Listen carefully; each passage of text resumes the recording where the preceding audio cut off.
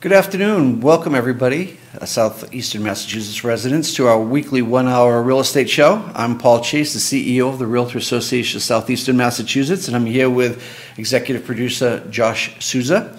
Also with me today, joining me a little later in the show, is Freeman Mike Hill, also known as Mike, and that's what we'll be calling him. He's an associate with Coldwell Banker Residential Services, and he's also a director for the Realtor Association of Southeastern Massachusetts, and he will be joining us a few times in a couple of the segments coming up soon. Before we begin, I'd like to remind our viewers that the opinions expressed in this show are those of the participants and not necessarily reflect the views of the association, the New Bedford Guide, or any one of the companies that we may be talking about. And as always, if you have a specific individual issue when it comes to real estate or real estate issue that you need specific answers to, we always suggest you seek the advice of a professional attorney or a realtor that is familiar with your situation. With that, we've got a very informative show today, so we're going to get started with our market statistics. This week we're at Region 4, so we're going to start with our Region 4 market statistics, and that's going to take us to the town of Easton. And in Easton, in January of 2015, we have pending sales of 11, as opposed to last year there were 8 pending sales, so that is an increase of 37.5%. Closed sales for the month of January were 11, and the median sales price for Easton at this point is $394,000. Moving on to Stoughton. Stoughton also had saw a positive increase in pending sales for January of 2018 with 22. That is up almost 30% over last year. Closed sales are down slightly at 5.3%, total of 18 closed sales versus 19 last year. And the median sales price for the town of Stoughton is at $358,000, which is up from $331,000 from 2017. Moving on to Avon. Avon had 5 pending sales for the month of January. It's down 28.5% over last year. However, closed sales are up by 100%. There were 2 last year and there were 4 this year, so that is an increase. And the median sales price has also increased. It has ticked up a little bit from last year.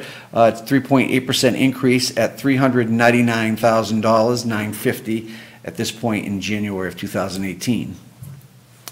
Moving over to Brockton. Brockton saw pending sales of 59 versus 53 in 2017. That shows an 11.3% increase.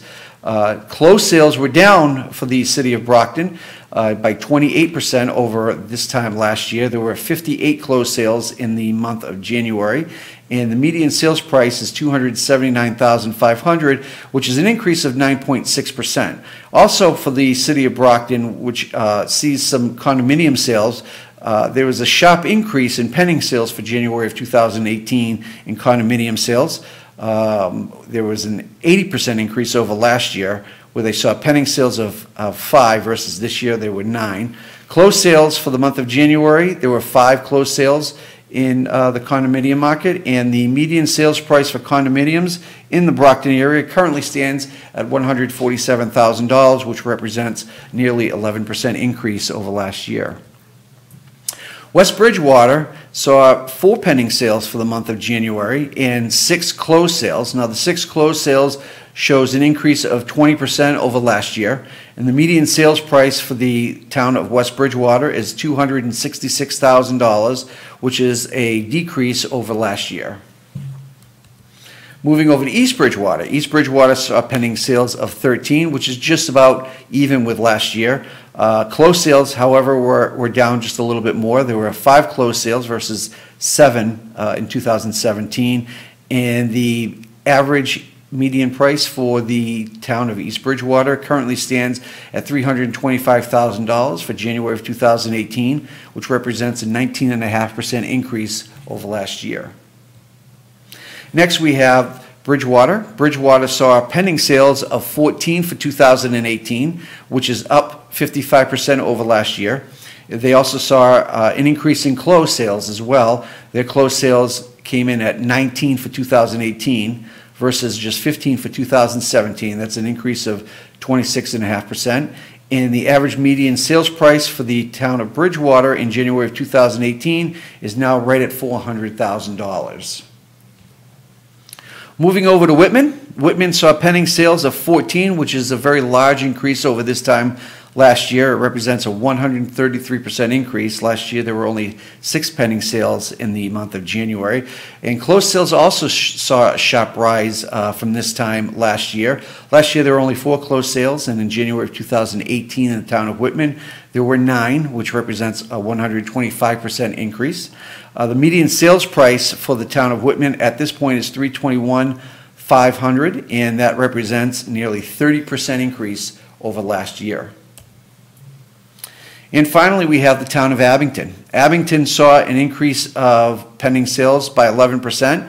They had 10 pending sales in the month of January. Their closed sales were right on target with last year. They had 7 closed sales for the month of January. And the median sales price is up 7.5%. Last year's median sales price was right at $307,000, and this year, as of January of 2018, it is now at $330,000.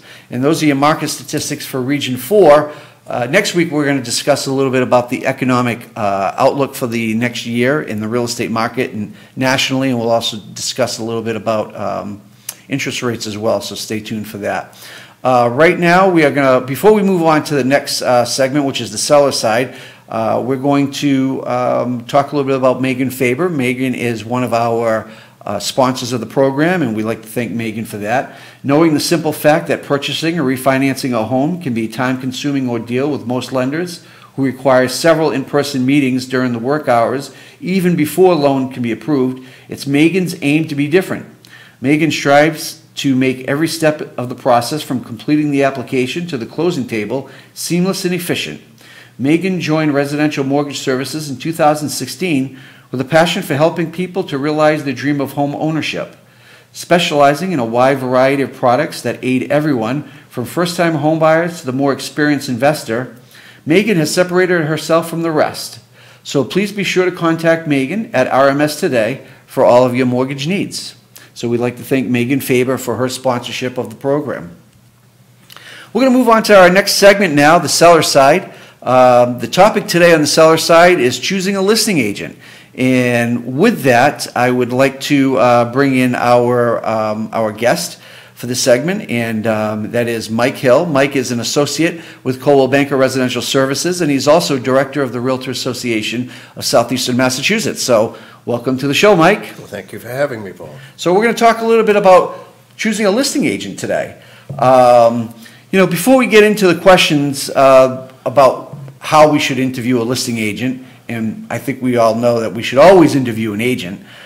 Give me an idea of what does an agent do to prepare for a listing?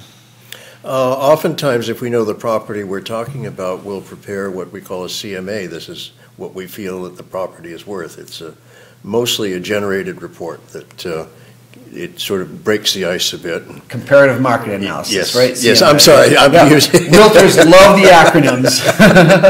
I'll stop that. No, that's okay. So creating a CMA is one thing, pulling property records. Oftentimes, some of this comes in later once you have the listing. Obviously, you want to make sure they're the owners of the property, which is a cursory glance. We're not professional title seekers, but we do go into the deeds office and have a look-see. Makes sense. Sometimes needing to know the background, or I remember in the days when I was selling real estate, it was amazing when you found someone on a deed and you didn't realize that either an ex is also on the deed that wasn't necessarily made aware of at the time of the listing appointment or the call, or so there are things that you find out either with the deed or when you go and look at the property assessment report at the town that you find that you may not have known. Yep. And also, as you say, from the tax authorities, you can find out if there are any due taxes. Sure. So back to a comparative market analysis, CMA, for a second. What goes into creating that CMA? Basically, we look at the competition, and we look at competition. I'm being commercial here. We look at all the houses that have sold in the neighborhood, that have not sold, how long they've been on the market. And basically using this information, normally there is a software program that we use. Everyone's got a different one, where it's all sort of put in and tabulated. and you push a button and out comes a magical answer. There you go. But there is an override switch where you can go in. Of course there is, because there are trends, right? There are trends in every market, and every market could be a little different. Unfortunately, the computer doesn't know about the roof that needs replacing and the highway that runs across the front yard. Sure. So there are ways that you can override it a bit, but it shows to the potential listing person that you've done your homework and you're prepared to represent them. So you're putting together a CMA to price a home. What are the dangers of pricing a home? I've never met an owner that doesn't feel their home's worth more money or a realtor that thinks it's worth less. So there's a back and forth on that a bit. Sure. And obviously the final decision on the pricing of the home is the homeowner. And a mistake I think oftentimes is a seller that is interviewing several real estate agents will automatically pick the lowest, the highest and the lowest commission. And that's not always a wise move. Right. Some realtors will, just put it into MLS and walk from it, and that's normally your lower end. And others will spend a lot of money filming the property, and normally they give a list of what they're going to do for the money, and we earn our commission. A lot of people think we sit home and just cash the checks. Wait for it to come in, right? Yeah. Before we get to the interview process, going back a little bit to pricing a home, and I think there's obviously some personal connections, right? So when you have a person that owns a home, they're personally vested in the property. They've got memories there and what have you. And then comes the business agent side of it that needs to take some of that personality out of it and really try to figure out what the best market rate is for that particular house. So I see that as being part of the issue, right? So you've got a homeowner that is very attached to the property for one reason or another, and so that's where sometimes you see that difference in price opinions. Yeah. That and some of the online programs don't help when they overestimate a property, and we won't go into those types of programs, but we do see it in this marketplace that we often find that there are online sites that, again, like you said, don't take into account all the various factors when it comes to a market, an area, and may overprice that home, and then you're forced to go in and explain why maybe it's not quite at that level. Well, and this is normally a question that we're asked not only by interviewing sellers, but with people that we may meet socially. How's the market doing? And of course, a realtor is almost obligated to say it's great. Just the time to sell. Right. It's always a good time to sell, right? So let's talk a little bit about the interview process. Before we do that for a second, I think we're in agreement that while you would love all the listings, right, it's always prudent to interview. Even if you know real estate agents, right? Even if you have friends or family that are real estate agents, it's important to actually, take the time and talk with them and interview them a little bit. I forget the statistic, but it's definitely over 50%. Somebody has a friend of a friend of a friend that's a realtor. I face these all the time. These are dangerous because that doesn't actually, that they on a bowling team together doesn't make them a good realtor. Right. And that's the competition oftentimes. Right. And it's not always about good versus bad, but sometimes it's the knowledge of a specific area that the house is in, or, there's a lot of, like with the property itself, there's a lot of factors involved, right? Yeah. Oh, yeah. Yeah, definitely. You do want to stress to the seller that you know the market in that particular area. I mean, some areas are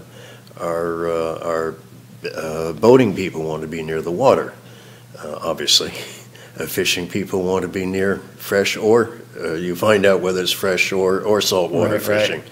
So that there are a lot of criteria that will guide your marketing efforts. Okay. So now talking a little bit about the interview process. You have the luxury of being a realtor, but if you were a seller, knowing what you know in the real estate market, what kind of tips would you give to a seller when it comes to interviewing? What kind of questions should they ask? Number one tip, which isn't a question, I'm just going to answer your question and then I'll go on, is interview more than one candidate. I mean, this is very important. You don't have a face-off amongst them, but it's important that you've got to feel comfortable with your realtor and agree with his marketing plan, how he plans on marketing your property.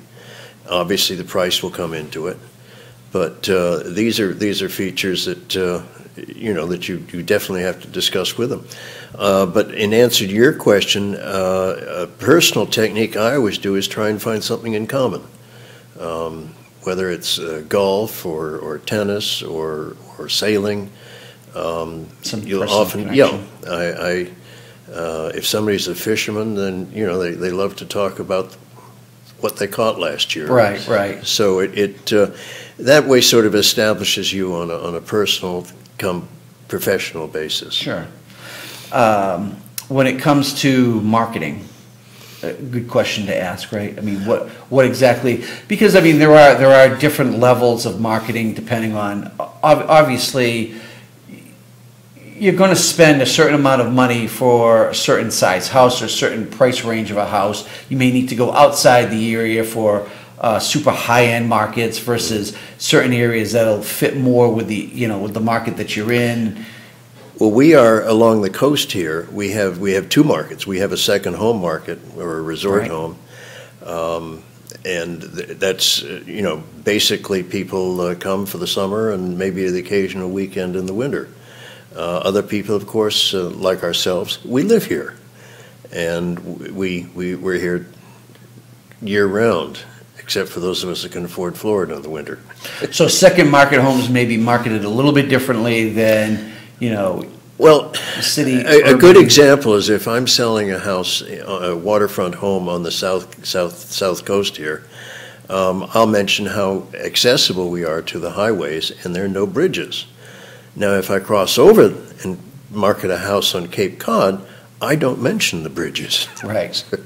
Because that's obviously, if you don't have a tunnel pass, you're in trouble. Okay.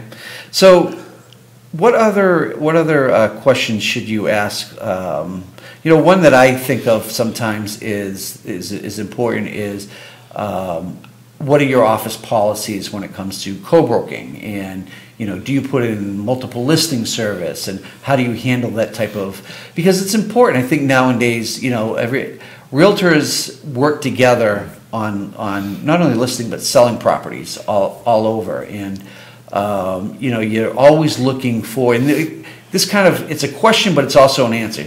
The seller is always looking for that highest and best offer based on the terms, correct? And that's not always necessarily with the listing agent's potential buyer. It could be with someone else's buyer. So it's always important to ask them what their co-broking policies are and what their office policies are, correct?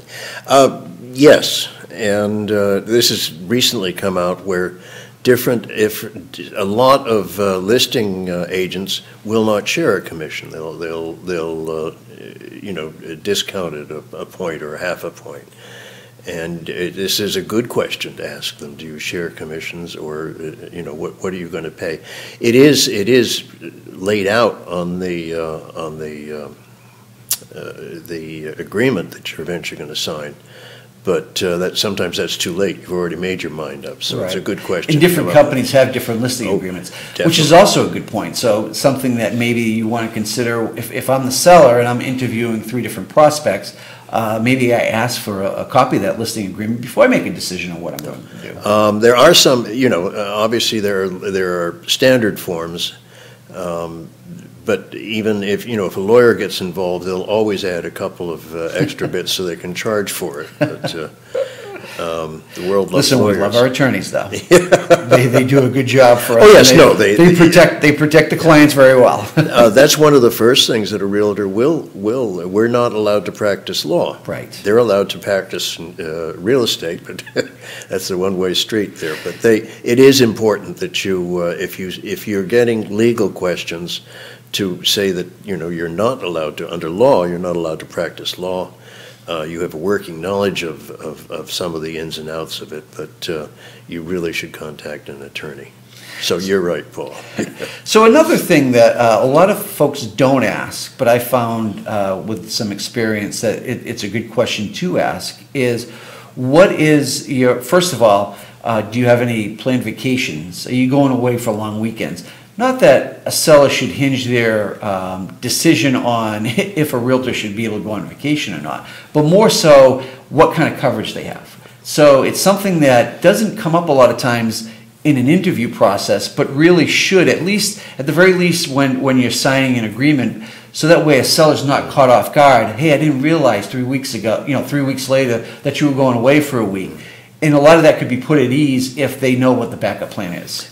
You probably hit on one of the biggest comments. One way is to, and I hate to advertise Zillow or Trulia, or Realtor.com, but they do advertise Realtor.com. They do. That's owned by us. This is a realtor-friendly show. But they have comments in there, and probably the strongest comment is a negative comment that I read. Is that the realtor is not returning telephone calls. And now, obviously, if you ask me, are you going to return my calls? Are you available 24/7? I'm going to say yes. But read the comments. They're very important. Right. So I think it's important when we talk about interviewing, we talk about things like, what their office policies are, co-broking, what kind of marketing they're going to do, what kind of coverage they have. I think those are all probably some of the most important, in addition to, like you said, how you feel that connection is with that particular agent that you're interviewing, and quite truthfully, how well they know the market, right? And then the one thing I will say, the most important question to ask is if they're a realtor. Because not all real estate agents are realtors, and we know that realtors abide by a code of ethics, and often they are industry leaders, and they put more into their education and things of that nature. But they do abide by a code of ethics, and they are part of a national association, which is important. That is important. I also think, when we mention this, it's a state law, but obviously we enforce it heavily with the Realtor Association. And that's make sure they understand the relationship between a buyer's agent and a seller's agent. Because a lot of people, if their first time, they may have bought their home 20 years ago when there was no such thing as a buyer's agent and a seller's agent. And I always use a funny little tidbit with that. I say that a buyer's agent a seller's agent is supposed to turn you upside down and shake you. A buyer's agent is supposed to prevent him from doing that. That's oversimplifying it, but it's true. Right. I mean, it basically they represent the opposite end if you're trying to deal with both of them. Right.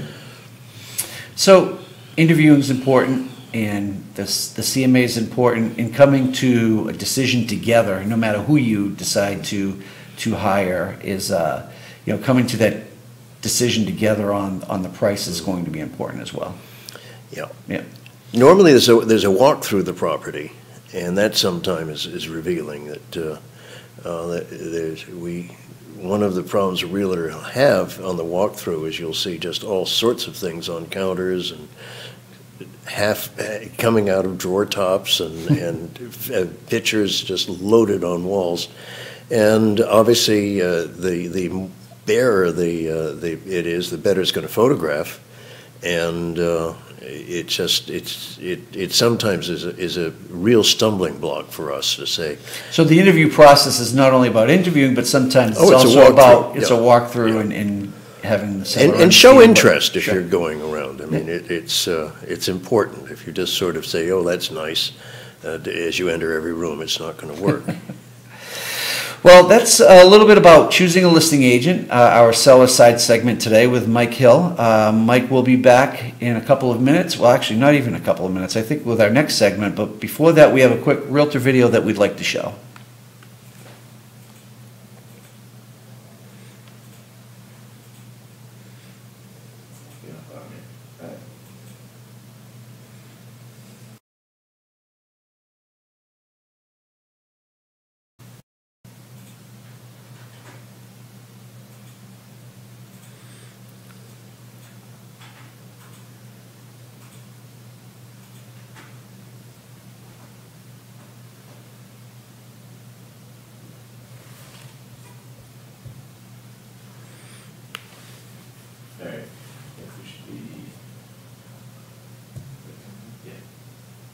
We're back.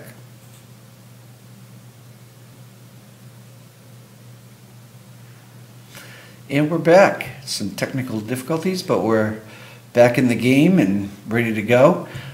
This segment, we're going to talk about rent versus buying on the Buyer's Guide segment. We're going to bring back Mike Hill, Coldwell Banker Associate and Director for the Realtor Association of Southeastern Massachusetts. This is a topic as old as time, renting versus buying. In reality, though, there are many things to consider when debating the process. And today we're going to stick really primarily with single-family homes. We'll discuss multifamilies and multi-unit homes down the road in a different segment. Before we do, welcome back, Mike. Let's take a look at some of the pros and cons of renting. So let me ask you a question. You're a renter. Why is it you want to consider purchasing if you're renting right now? Obviously, when you own, you build up equity, and that is really important. When you rent, you're just basically flushing it away. You're never going to see that money again. Right. It may even cost you money because you may, ask the landlord to fix something. You end up doing it yourself, or painting it, or redoing the floors. I would say probably the most important difference is building up an equity that you can use for many purposes later on in your life. A lot of people now, they have a wonderful thing called a reverse mortgage, where people are taking that equity and using it as a retirement scheme, because a lot of people, retirement programs are rapidly disappearing from our economy. Right. So I'm a renter. Let's take a look at some of the pros and cons of renting first of all. So maybe a pro to renting is that I'm in a place where I'm not necessarily stuck to. Not that you're stuck when you own a property either, but it's harder to get out of a property that you own than it is to walk away from, after a 1-year lease is up or right. I mean, obviously selling a home has a lot more to it than finishing up a lease and just leaving. That's why you hire a realtor. And it shouldn't be a difficult selling a home. I mean, basically that's what we're there for, is to either, obviously help you through it, whether it needs hand-holding or just encouraging. Right. But, now, when it comes to maintenance, and again, looking at pros and cons, when it comes to maintenance, you did make mention of the fact that sometimes you have to do your own maintenance, but by and large, a renter doesn't have to worry about maintenance all that much. They can pick up the phone and call either the landlord or the property manager. I rented my house when I was working in Manhattan, and I did get a call at 2:00 in the morning saying the toilet was backed up. Yep. There's not an awful lot your landlord can do. Right. And you have a plunger, and it worked itself out. But I mean, this is. Obviously, a lot of your maintenance is, changing a light bulb. Your landlord's not going to do that for you. Sure, but things like furnace breaking down, roof having a problem, those types of things. Big problems. Right. You're perfect. And even in this area of the country, we have problems with snow in the wintertime, snow removal. What snow, Paul? We're fortunate this week, but typically, so there are some pros to renting, right? But let's look at some of the cons to renting as well. So. Like you said, one of the big ones is the equity. The equity is important. Beyond that, some of the things that I think about are you don't have the opportunity to personalize a house like you'd want to necessarily if you're renting, correct? Oh, definitely.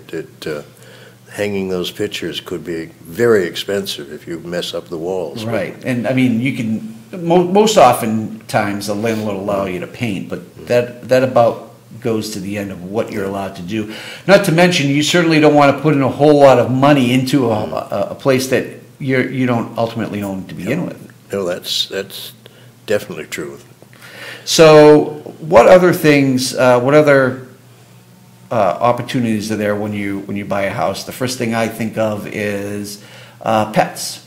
You know, pets are a downfall sometimes when it comes to renting. The type of pet, the size of pet, you know, how many pets. So if you're a pet person, a lot of times you find an issue with renting. Some landlords are more lenient than others, but truth be told, a lot of times it's tough to have a 60 or 80 pound dog in a two bedroom apartment versus the home that you own. Yeah, and well, even a 2-bedroom home, you want to limit the size of your dog. Sure. So let's take a look at some of the pros and cons of buying. So obviously we talked about the advantages of the equity. As a homeowner, you have fewer restrictions. You know, things like tax deduction is important, right? And I know we as realtors have been advocating up and down for our mortgage interest deduction. We were fortunate enough to keep it in the tax reform this year. The tax code still has the mortgage interest deduction. Hopefully it will continue in the future, and we'll keep fighting for it and advocating for homeowners. But tax deduction is a big piece of the pie too when it comes to owning a house. And real estate tax also. You do have certain tax advantages for those, you know, when you're renting, you're not getting any. Some states have a renter's credit, but it's minimal. Right. So we, in doing some research for the show, I went on Realtor.com and pulled up one of their calculators. And what I'm going to do is we're going to pull up a slide here that shows rent versus buying. And basically, it's a slide that kind of what I did was I inputted some of the basics of values for a particular area. In this case, we used 02745, which was New Bedford. Desired home price of $240,000. We had a minimum down payment, and what we did was in this particular calculator, it shows the monthly rent as $1,100, and basically we throw all this stuff together. And what we do is we come out and see what the numbers look like. So, in pulling these numbers together, the graph showed really quickly in the next slide that after 11 years, at the 11-year mark, you've already broken even with how much you've paid in rent. Which doesn't surprise us, right? I mean, that's what we say all along when it comes to equity. But when you take in all the initial costs, when you take in the yearly costs of, and this includes the closing costs when you sell a house, this includes the down payment versus the rent that you're going to pay. Basically, what this mortgage calculator showed after 11 years was the breakdown monthly cost for owning a house with $1,446. And for renting an apartment was $1,460. So at 11 years, you've already broken even with your monthly costs. Now we'll go to the next slide, which shows you 30 years out. And 30 years is a big difference. And I know we don't have a monitor here. I'm kind of looking at it at the computer, Mike. But you know, when you're 30 years out on rent versus buying, and we use the same number. So it's $240,000. $1,100 versus $1,100 for rent. We throw in the home insurance and the taxes and closing costs and everything else that's involved. And basically what happens at the 30-year break point, your average monthly cost for your house was $2,000, just over $2,000, $2,038, but to rent was $2,434.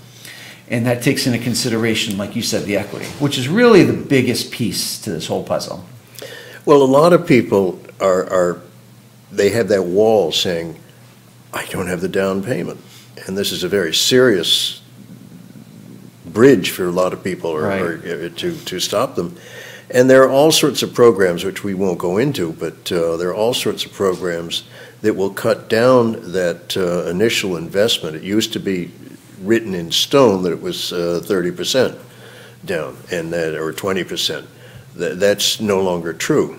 that you do have some areas in the country where they're encouraging, where it's almost zero down. I went to a closing the other day that the gentleman was more surprised at the closing. He didn't put anything down. He got a check at the end of it at closing the table. Right, they're all. Now, I don't recommend that, but there are all kinds of financing opportunities. Actually, I'm going to talk about FHA in just a couple of minutes as being one of those options. But yes, there are a lot of different options now that weren't necessarily available way back when, which makes maybe the rent versus buying decision a little easier nowadays. Oh, yeah. A lot of people, they worry about that car payment they missed. The credit problems with your credit report don't stay on there as long as they used to. Right. And oftentimes, particularly if you've got some bad spots in your credit report, your mortgage broker will help you get rid of them. You don't have to pay some service that promises to get rid of them all. Your mortgage broker, who has an invested interest in trying to sell you a mortgage, will hold your hand and say, maybe you should pay off the car, and that table saw you bought, you could probably pay that off. And put yourself into an alignment for maybe in a year. Yeah. And I think that's an important point. A lot of times, it's getting off the subject a little bit, but a lot of times people don't realize that you talk to a mortgage broker or lender, and it's not just about getting a mortgage next month. If you're looking 2 or 3 years down the road, it certainly doesn't hurt to talk to a lender now to see what exactly can help you to really optimize your financing.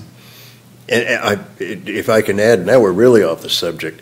You should interview your lenders. Don't grab the first one that says no problem. I can lend you the money. That probably you're going to pay for it in the interest rate charged. So definitely see some and see who you're comfortable with. Sure. So rent versus buying, I think there's some great opportunities to widen rent, but obviously I think buying typically outweighs renting for the most part, and it's something that if you have the ability to do, then you should certainly go ahead and do it. And that kind of leads me into my next piece on the last part of the segment, and that is the Realtor Association. As you know, we often partner with a few different organizations that put on first-time homebuyer seminars, which also, some of these first-time homebuyer seminars, if you attend them, you can get certificates which make possible grant money available to you as a first-time home buyer when you're purchasing a home.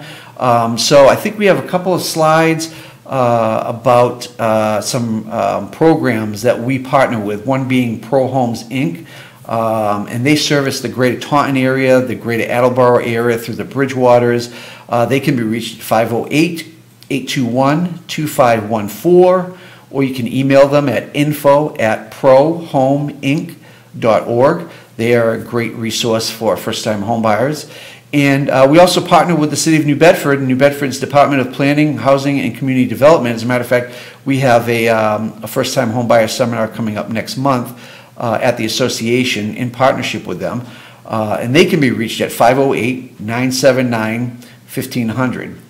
Certainly there's other first-time home buyer seminar and programs out there, but certainly if you're a renter and you've never purchased a home before, I would suggest reaching out and talking to these folks, because the seminars are great, and so is the opportunity for potential grant money. So thank you again, Mike, for the segment, and we'll be coming back to you before the end, so if you don't mind sticking around. I'd like that. Okay.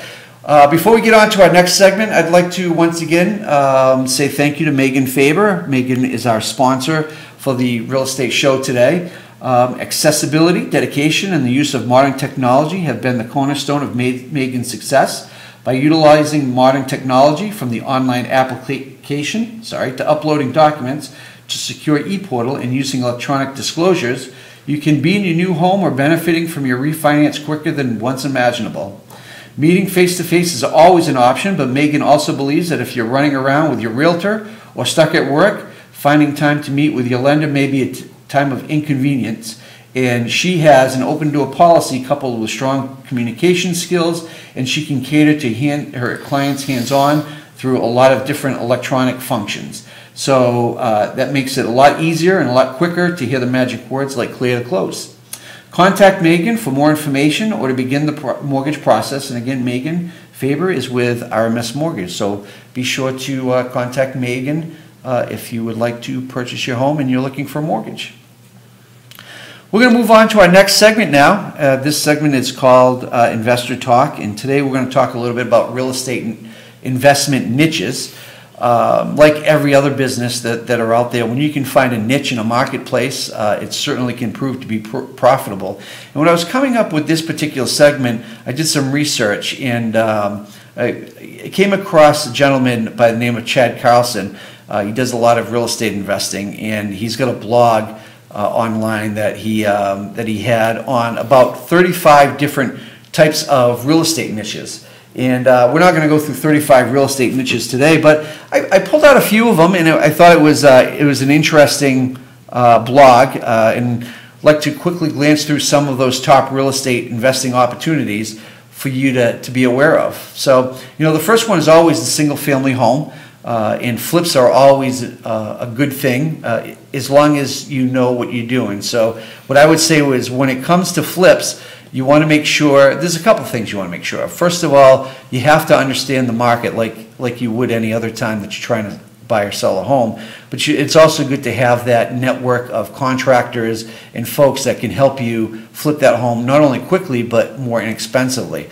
So there is a niche for single family home flips in this area, and it's something that you may be interested in doing. But don't assume that it's always easy. And some of the tips that I've heard from realtors in the past when it comes to doing home flips is obviously you want to look for things like a fixer-upper or looking in the less trendy neighborhood so you can maximize the value and you can bring the sale price down, flip it over and do what you need to do and maximize the profitability. Some of the areas that you want to think about when it comes to flipping a house. Next area that we talk about are duplexes, triplexes, quads. Those are your 2, 3, and 4 unit hybrids. They are similar to houses because they occupy their own residential lot. They are also similar to apartment houses, but not quite as big as some of the apartment buildings. And they also bring in rental income, which helps to lower expenses. And again, this is not necessarily to sell, but to invest in. Duplexes, triplexes, quads benefit from favorable financing. Oftentimes, conventional lenders can still offer low fixed interest rates on 30-year properties for 4 units or less. So if you're thinking about getting into investments, maybe you don't want to go as high as a 6-unit home, but something in the more long lines of a 2, 3, or 4-unit home might be of value. Of course, then we get into the apartment buildings. There are small buildings and large buildings. Small buildings typically 5 to 100 units, and the larger buildings are over 100 units. We see these primarily in the urban areas. They represent a very interesting niche for investors. A lot of times when you're talking about these large and small and large apartment buildings, it's not something you typically go into by yourself. You have a team of investors. It helps to defray the costs, but it's something that you could think about. And when you're thinking about larger apartment buildings, especially anything over 10, 15 units, you want to make sure that the investors you're going in with are credit worthy, that they also have the background that you have, and that you drop really solid contracts for the investment team that you're going to put together. Just some tips when it comes to investing in apartment buildings. The other type of niche is commercial. There's retail and office space.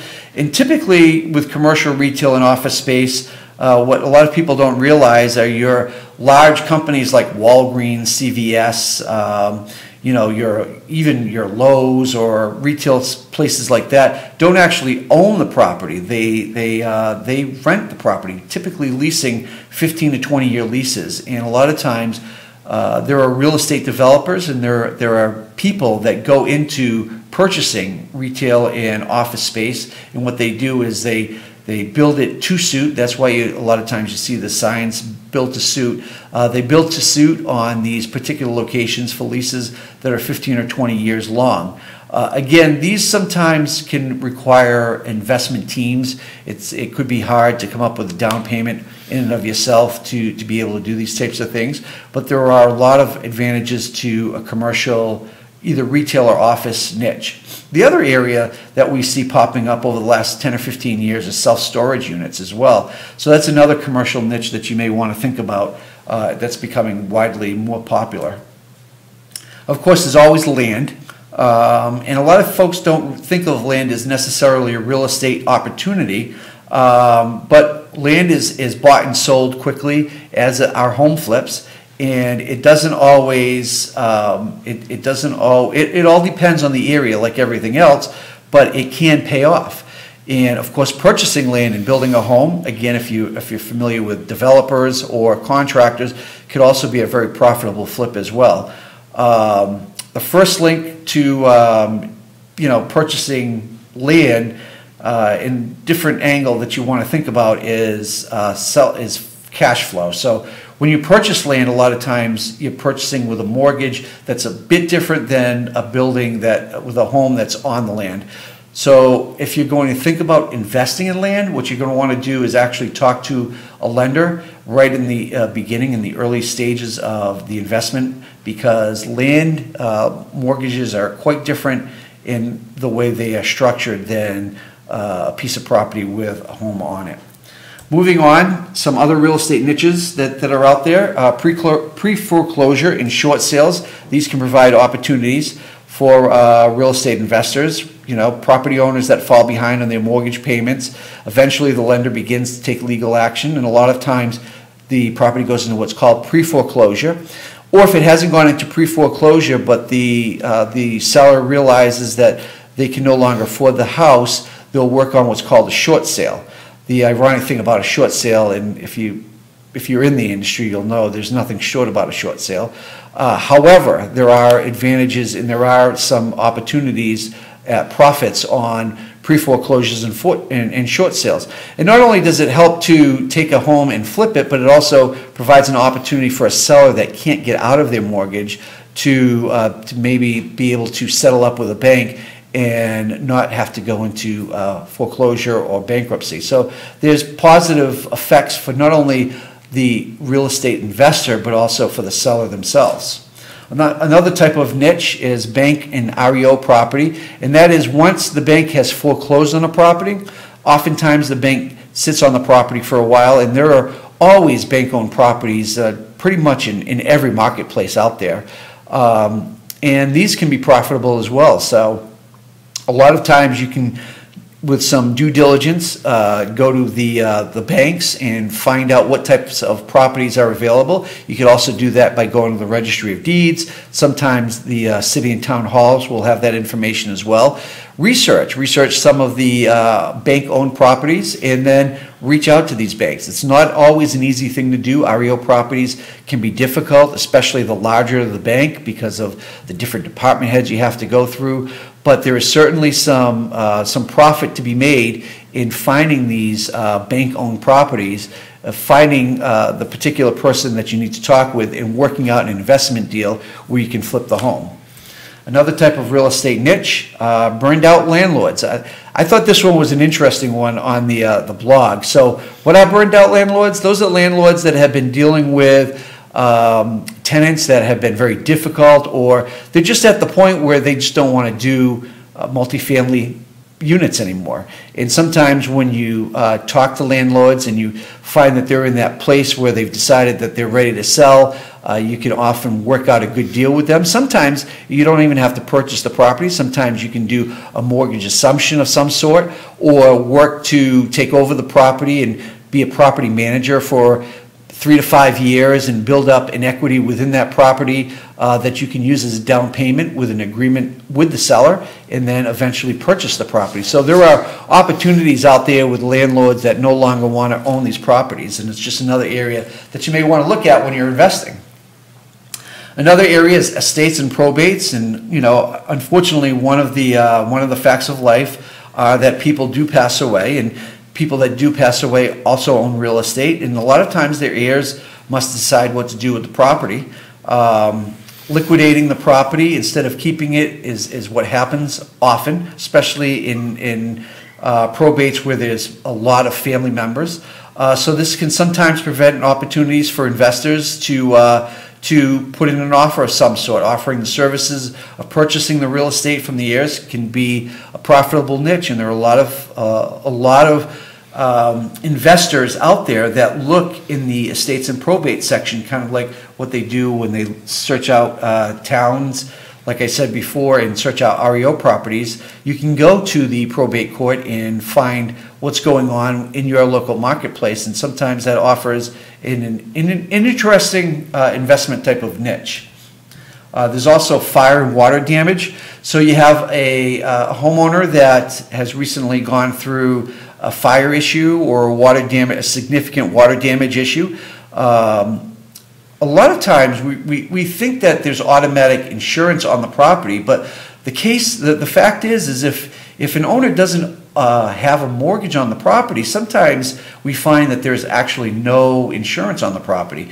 And if that's the case, a lot of times a seller may just opt to walk away because they can't afford to fix the home the way they need to. Now, that's not always the case. It's not just because they don't have insurance, but sometimes it's an emotional attachment. When you're in a home that has had a fire or significant water damage, you can either be frustrated, or be fearful of the property in the future.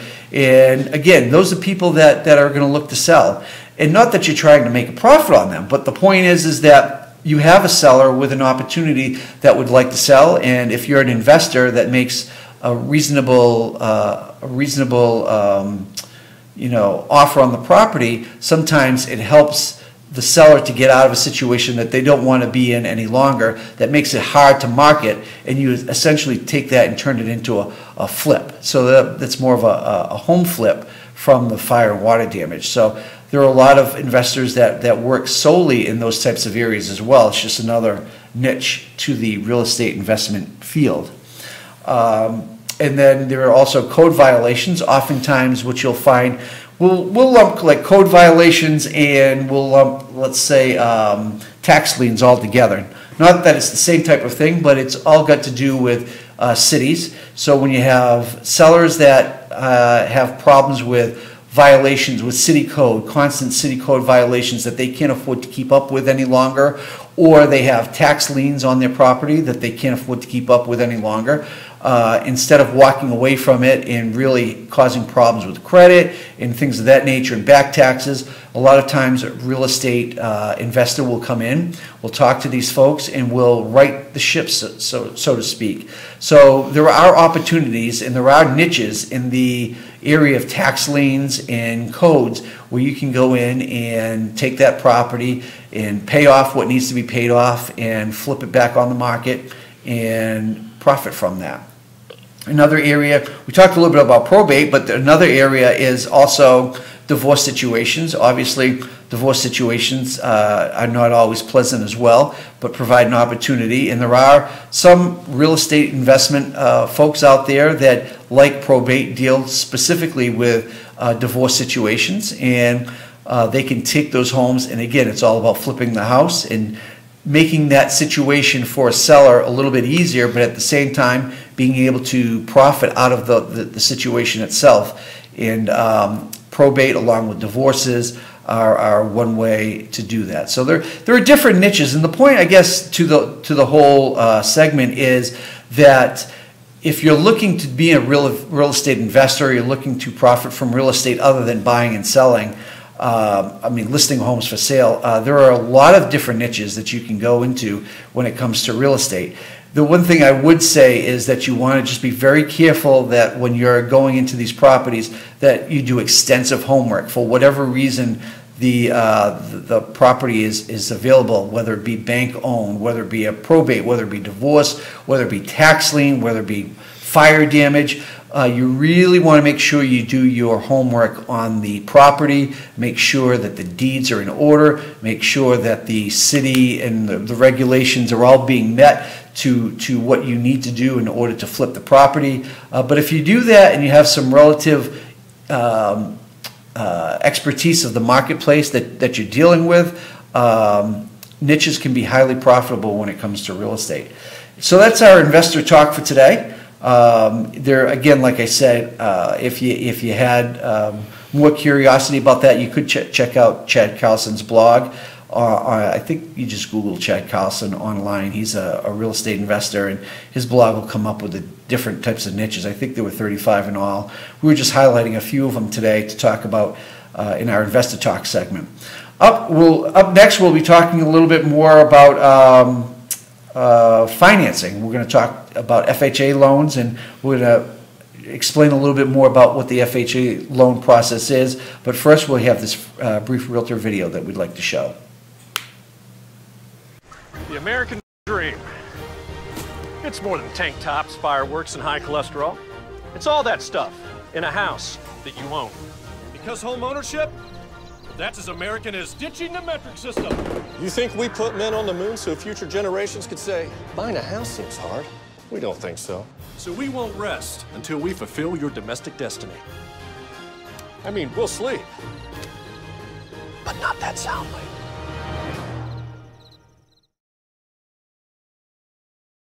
And we're going to talk in this Financing Corner segment today about FHA loans.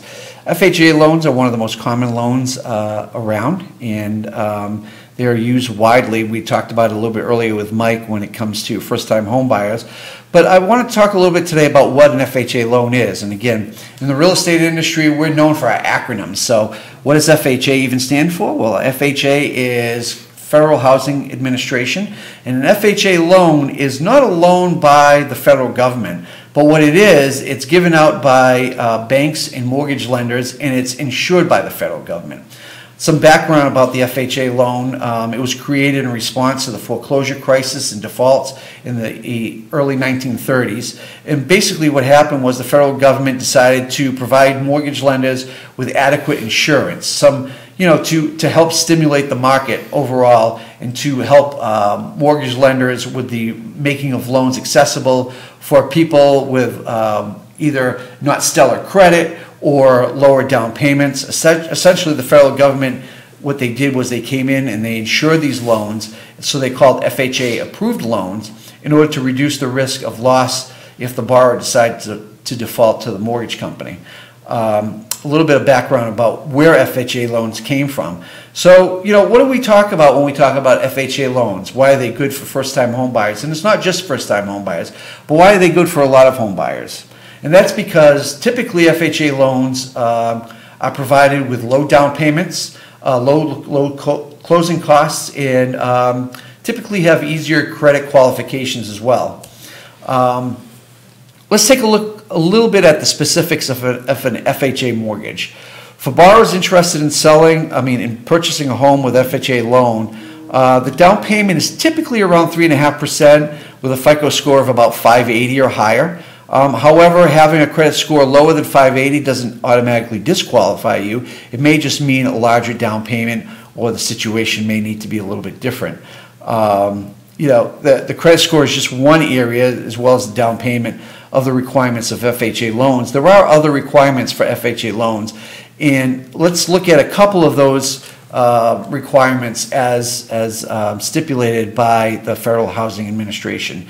So typically, and I say typically because all situations are different, and this is where you want to consult a good mortgage broker or a bank, a local bank.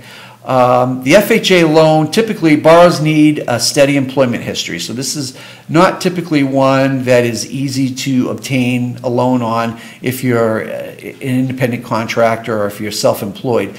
Not that it's impossible, there are just other loans out there for those types of histories. Borrowers need to have a minimum down payment. However, the money can be gifted from family members. So, like I said, typically the down payment is about 3.5%, but that 3.5% can be gifted from family members, which isn't always the case with some conventional loans. The property can be a single family or up to 4 families. It could be a single family, 2 family, 3 family, or even a 4-unit multifamily home, but it does need to be owner occupied. So if it's a 3-family home, you do have to live on the property in order to be eligible for an FHA loan. Also, borrowers must have the property appraised by an FHA appraiser as well.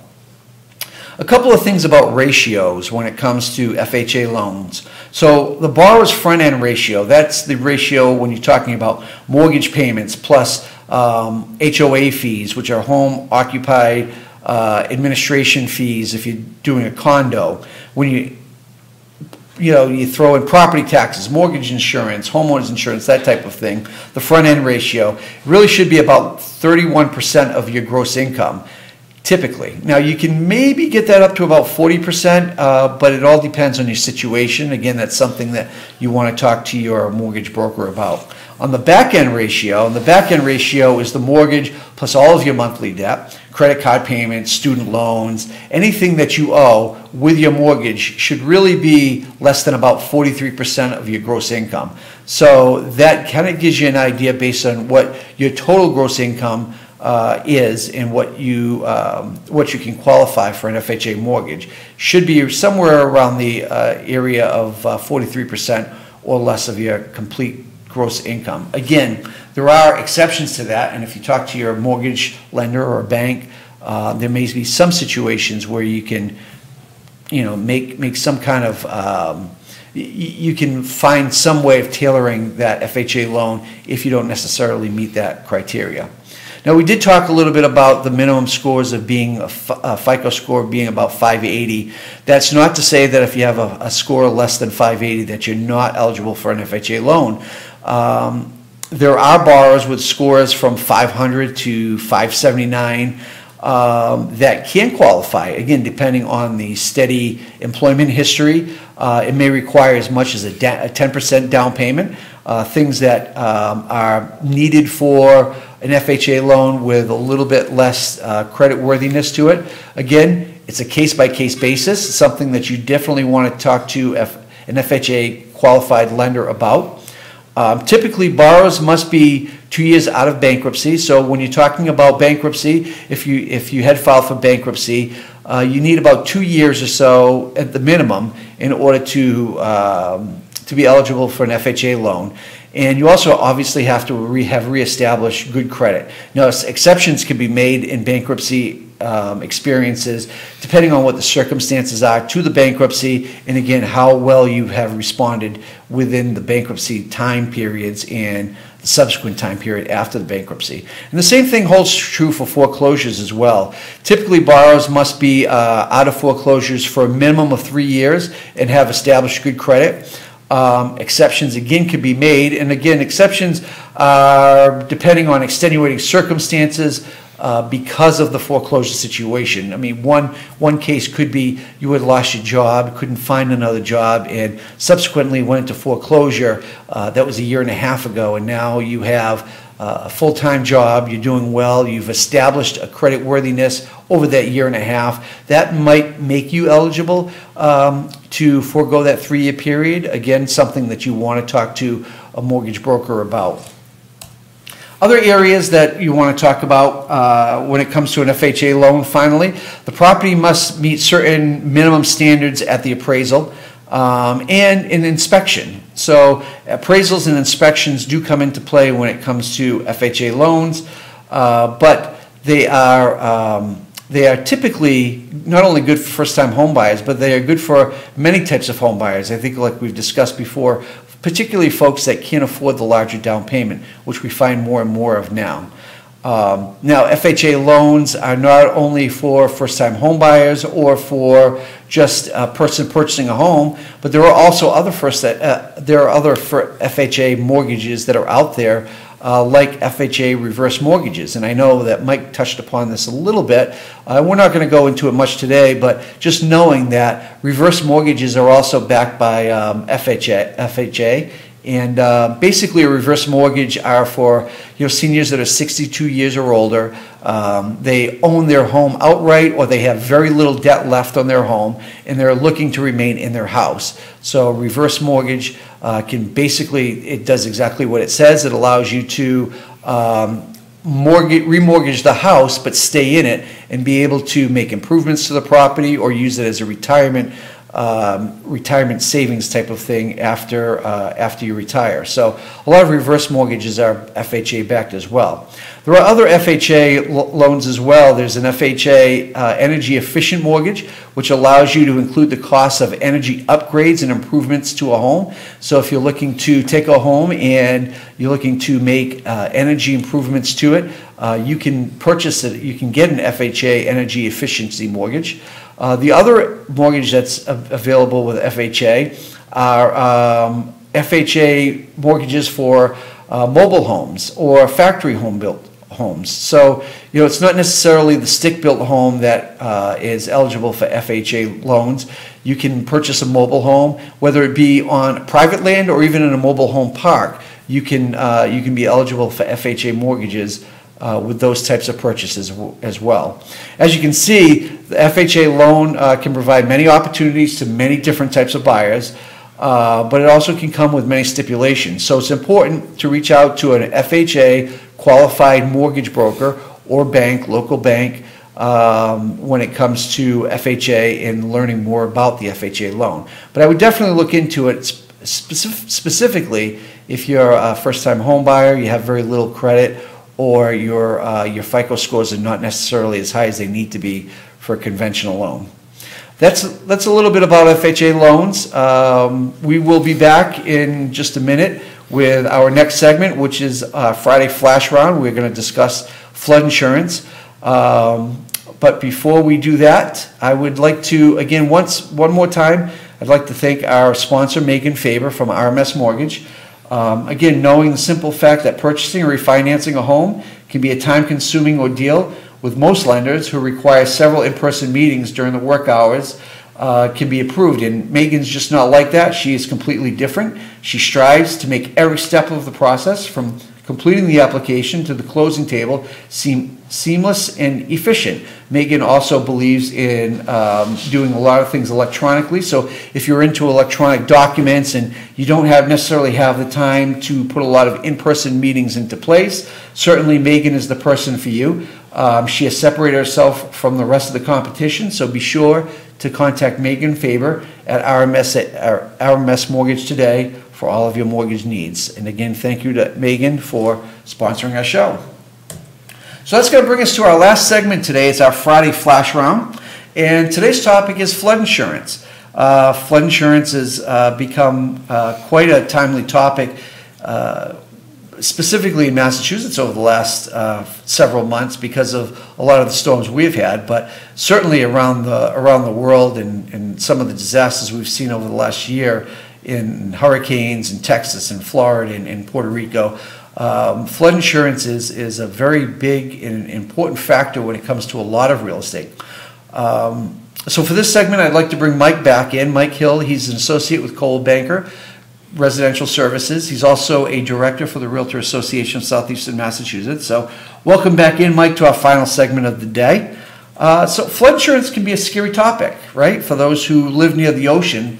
But what a lot of people don't realize is flood insurance isn't just about water. It's not just about, I should say, ocean, right? It's about lakes and ponds and streams and areas where there's concentrated wetlands. Yeah, and a lot of people think when their basement floods that they're covered by their homeowners policy. No, it is flood insurance. It's flood insurance that makes the difference. Yeah, and it's in some cases, if you've got a mortgage and you're in a flood zone, it is compulsory. So that leads me to my first question, and that is, who is required to have it and why? Basically, it's the mortgage companies wanting to ensure they get paid back. If your home floats away and they've got no equity left, obviously they want to be covered. And so they insist on flood insurance. But now, what I find interesting, correct me if I'm wrong, but flood insurance is different. I would never correct. Flood insurance is different than wind and hail on an insurance policy. So if your home gets flooded because of rain, it's not necessarily covered. But if it's flooded because of water coming up or streams, ponds, lakes, the ocean, that type of thing. That's where flood insurance kicks in. No, it's still, if you may not be in a flood zone. You may be miles away from the water. If your basement gets full of water, that's a flood. That's a flood. And that's where your flood insurance kicks in. Yeah. It is definitely a problem, and what I've run into, and I speak with some experience because I have flood insurance.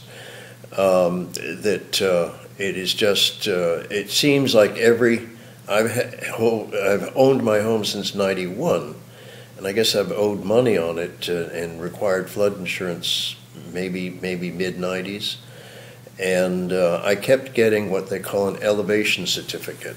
This is to show that it's outside of the flood zone. The flood zone basically is not a little person walking around, measuring things. It's done from maps and aeronautically, so they can make mistakes. Sure. What you're looking for is some sort of variance. And it seems to me, as a homeowner, every time FEMA needs some money, they move the goalposts on us. They adamantly deny that, but I've been remeasured, or the flood zone has crossed my path 3 times now since the mid-'90s. So the flood insurance guidelines have become more stringent over the past couple of The first decades. time I had a surveyor out there, and they're not cheap, and he'd measure and say, "No, Mike, you're not in the flood zone." And you send that in with an elevation certificate to the mortgage company, okay.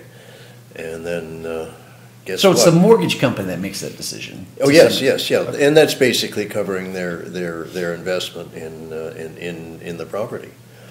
But what a new kicker that's come in fairly recently, there's 2. One is what they call a LOMAR certificate, which is pages and pages long and all sorts of very fancy measurements, and that's where I eventually got caught because my surveyor used the wrong formula, and I'm now back in the flood insurance. Which leads into my second part, is there are now, and I'm gung-ho about this, there are now companies that will give you flood insurance. They're private companies. Lloyd's of London did it for a while, and now my insurance agents has found another one. And they're being, as far as FEMA is concerned, I would pay exactly the same flood insurance premium as somebody that's 3 feet away from the ocean, and I'm 300 feet away. Right. But they go a step further. They look at how far you're away. When was the last time the area was flooded? What sort of, I have a crawl space and I've got knockout doors. So if the water did come up, it would just go underneath the house. And they take all this into consideration. And, not some people are going to have to go with FEMA, but you don't always have to. My FEMA bill was $2,600. And my private insurance, which is exactly the same policy, was $950. So there are options when it comes to flood insurance, whether it be shopping around for the government-backed insurance versus the private insurance, but also the surveying, or you can get just like everything else, you get a second opinion if you're not sure. Oh yeah. The flood maps are very difficult to read. People FEMA's promising to make them easier for people like you and I to read them. And I just happened to be in a bad that the flood zone passed through my house. And on a little blow-up map, you couldn't see this.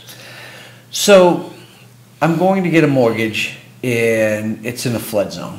I don't have to panic, do I? I mean, it's just an extra piece of the process that you need to work on. If there's any possibility, first of all, you can ask, the owners, the buyer's insurance company. They have a program, and they'll give you an answer instantaneously, whether it's in or not. And it's basically from the address and the flood zone, the flood zones produced by FEMA. They occasionally will have to double check if, for instance, I have a letter at the end of my address, so they had to check where the H was exactly, whereas the numeric didn't work. But there also people are starting to play with the idea of it. It goes from the lowest residential floor you've got, and I've heard stories of people in Newport that basically emptied out their finished basements, moved all their equipment upstairs, and filled it up with sand, just to get out of it because the flood insurance premiums are so high. Right. They don't get right now. I believe it's $250. They're at $250,000 is the maximum they're going to pay out. They are increasing this because realistically, a house at $250. Waterfront is impossible to find. Right, right. But it is another extreme. So when we talk about flood insurance, we talk about either public insurance or private insurance. But either way, do you go through your insurance agent? I go through an agent. You don't have to. Okay. You don't save any money by going around an insurance agent. But basically, he gets a commission. Sure. And it's, but if I've never dealt with flood insurance before, make him earn his money. If I've never dealt with flood insurance before, I don't have to be calling up all kind of government agencies. But I'll tell you what: if as a buyer or a seller, for instance, my waterfront properties that I've got listings on, I do provide them with evidence that it's out of the flood zone or in the flood zone, but. Fortunately, with the caveat that could change in the future. Yes, and it will. Right. Again, as things get more stringent. Yeah. Right. Now, and the other thing is, to be fair, we talk about flood insurance as being, a necessary evil, but the bottom line is, even if you don't have a mortgage and you're not required to have flood insurance, it may be prudent to have flood insurance anyway. I'm shaking my head. A lot of high-end homes now that are cash, they're just being self-insured because it's not worth it because of the premiums. Yeah, the premiums are so high, and what they actually get if they've got a $15,000 premium, and they're only going to get $250,000. It's a no-brainer. Sure. So a lot of people, and I did sell a property that was in the flood zone, and it was a cash deal. And she became actually she tore the house down. It was cheaper to tear the house down than it was to insure it. And then just start and build it up, elevate it? No, it's beautiful restored property on the beach. Huh? Well, I think that when it comes to flood insurance, people get very, very nervous when they hear the words flood insurance, right? I mean,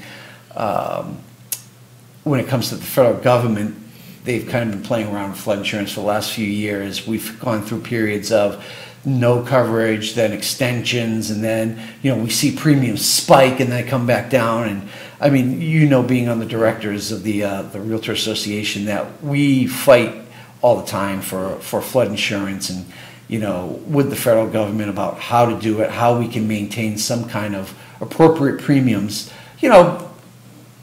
balancing the issues that we have to deal with, obviously, but.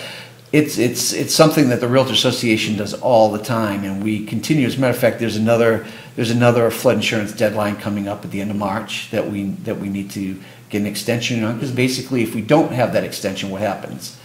Well, they're going to raise it anyway, right? And it's just a matter of how much. And they're starting now, which I think is wise. They're starting now. They're going to have two different.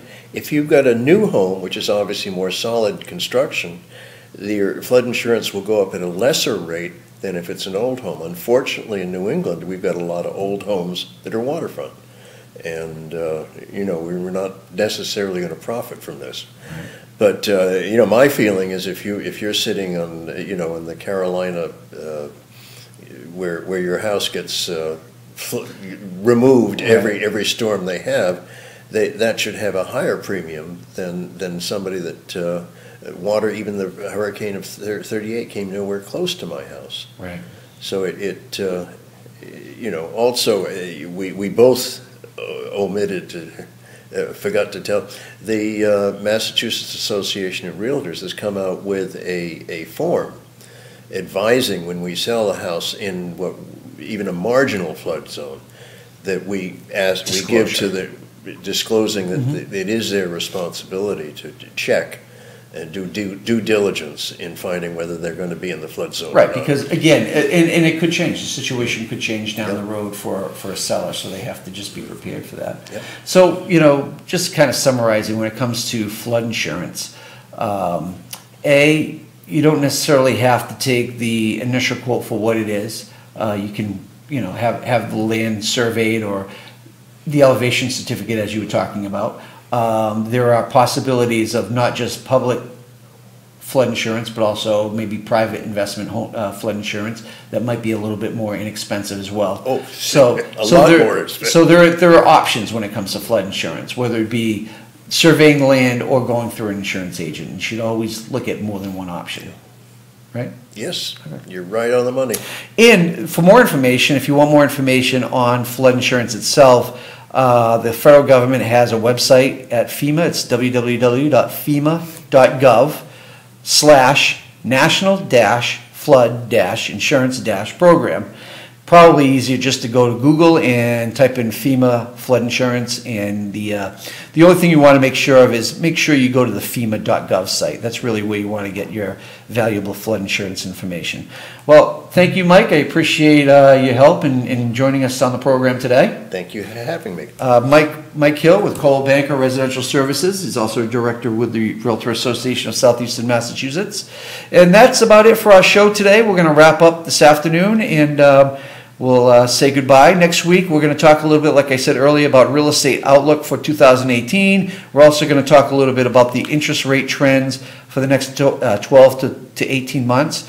We're going to have more information for buyers, sellers, and investors, and of course, our Friday flash round topic. So we hope that you tune in next Friday. And remember, whether you're buying or selling, always please be sure to use a realtor. Have a great day. Thinking about selling your home can be scary. Work with a Realtor member when selling your home and go from scary to sold. Go to marealtor.com/findarealtor to connect with a Realtor member today.